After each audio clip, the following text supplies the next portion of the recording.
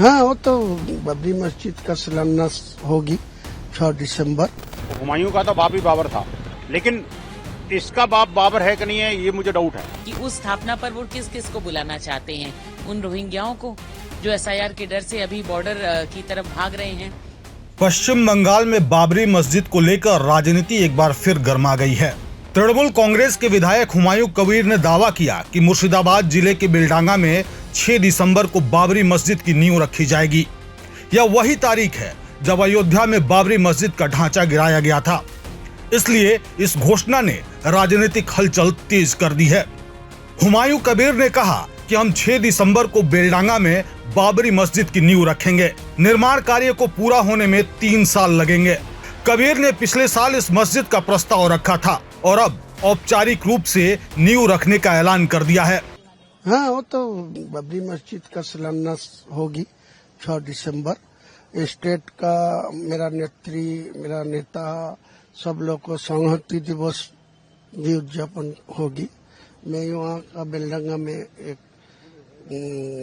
बाबरी मस्जिद 3 साल के लिए काम चलेगी, इसीलिए उनका भित्ति स्थापन होगी। किसको बुला रहे हैं आप उसमें?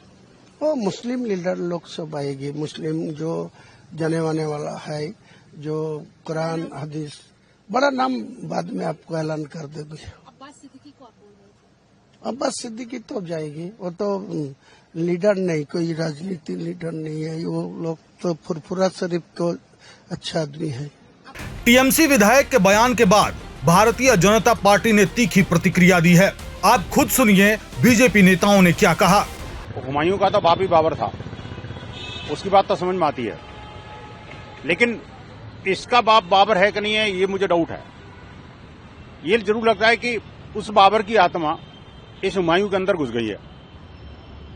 बाबर चला गया, बाबरी चली गई, धूल दूसरित हो गई, वहां भव्य दिव्य राम मंदिर बन गया। अब अभी भी बाबरी को याद करोगे तुम? ये वही विधायक है ना मुर्शिदाबाद के जो दंगाई और दंगाइयों का साथ देते हैं। किस तरह की बीभत्स हिंसा, हिंदुओं का नरसंहार अभी कुछ महीने पहले किया था ना उन्होंने और इनके गुर्गों ने। ये लगता है कि कुछ और नई पटकथा लिख रहे हैं हिंदुओं पर अत्याचार की। लेकिन एक बात इनको याद दिला दूं, आज का नहीं है, 90 के दशक का हिंदू समाज का संकल्प है। जब राम जन्मभूमि का आंदोलन चल रहा था, उस आंदोलन के दौरान पूज्य संतों ने नारा दिया था, मंदिर वहीं, मस्जिद नहीं और बाबरी कहीं नहीं। वो 90 के दशक का संकल्प हिंदू समाज का आज भी वही है। मां भारती के पुण्य धरा पर किसी भी प्रकार का बाबरी नाम का कोई स्ट्रक्चर हम नहीं बनने देंगे। और इस प्रकार का कुत्सित प्रयास करके वो इस भारत और भारतीयता का निरादर कर रहे हैं, अपमान करने की कोशिश कर रहे हैं। इससे इनको बाज आना चाहिए और किसी भी प्रकार की हिंसा अब बर्दाश्त नहीं होगी।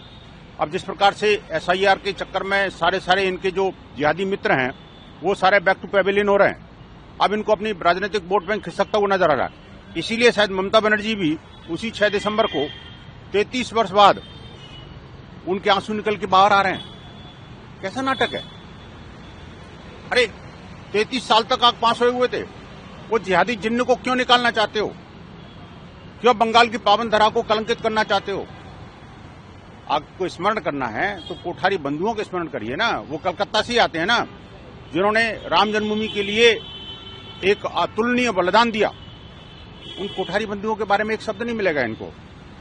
और जो विदेशी आक्रांता है, जो आक्रमणकारी अत्याचारी है, आक्रांता है और जो जिसने भारत के ऊपर हमले किए, भारत के असंख्य मंदिरों को तोड़ा, उसके साथ इतनी हमदर्दी, ये बंगाल की जनता अच्छी तरह समझ रही है। ये अपने राजनीतिक धरातल जो रसातल में जा चुका, उसको कुरेदने की कोशिश कर रहे हैं। जिहादी वोट बैंक को खुश करने की ये चाल इनकी सफल नहीं होगी। देखिए, तो सेक्युलर कंट्री है और वेस्ट बंगाल और तृणमूल जो है वो तो अपने आप को कुछ ज्यादा ही सेक्युलर बताते हैं। लेकिन ये और बात है कि वो सेक्युलरिज्म सिर्फ एक धर्म के लिए है, दूसरे के लिए नहीं। जब वो ऐसा कहते हैं कि बाबरी मस्जिद की फिर से स्थापना करेंगे, तो मैं ये पूछना चाहती हूँ कि उस स्थापना पर वो किस किस को बुलाना चाहते हैं। उन रोहिंग्याओं को जो एसआईआर के डर से अभी बॉर्डर की तरफ भाग रहे हैं पश्चिम बंगाल छोड़ने के लिए।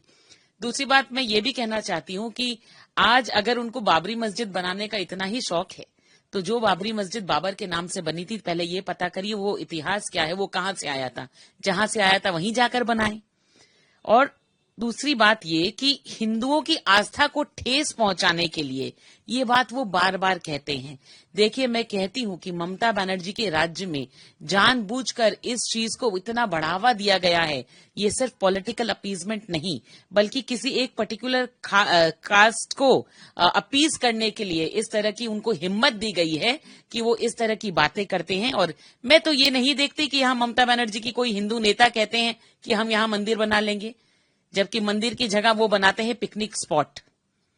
तो एक धर्म को नीचे गिराना और दूसरे को इतना प्रोत्साहन देना कि वो दूसरे के धर्म को नीचे गिराए और छोटा दिखाए।